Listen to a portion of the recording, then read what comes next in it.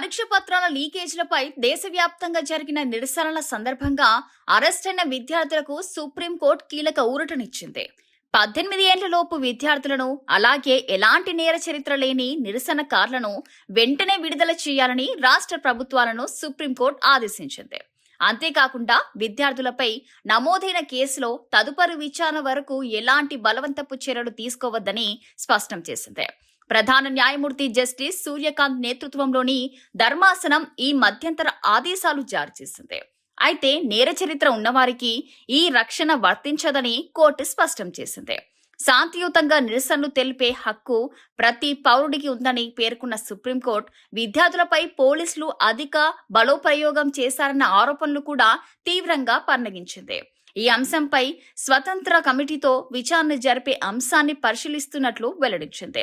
అదే సమయంలో నిరసన సందర్భంగా పోలీసులపై జరిగిన దాడుల ఆరోపణలను కూడా విచారణలో భాగం చేస్తామని కూడా తెలిపింది. ఈ కేసులో కేంద్ర ప్రభుత్వం ఢిల్లీతో పాటు మహారాష్ట్ర, బీహార్, అస్సాం, పశ్చిమ బెంగాల్, మధ్యప్రదేశ్, ఉత్తరప్రదేశ్ ప్రభుత్వాలకు సుప్రీంకోర్టు నోటీసులు జారీ చేసింది. విచారణ సందర్భంగా ప్రధాన న్యాయమూర్తి మాట్లాడుతూ పూర్తిగా స్వతంత్ర విచారణ జరగాలి, చట్టాన్ని ఉల్లంఘించిన వారెవరైనా సరే వారిపై చర్యలు తప్పనిసరిగా ఉండాలి అని వ్యాఖ్యానించారు. దీంతో విద్యార్థుల నిరసనలు, పోలీసుల చర్యలకు సంబంధించిన ఈ కేసు దేశవ్యాప్తంగా ప్రాధాన్యం సంతరించుకుంది.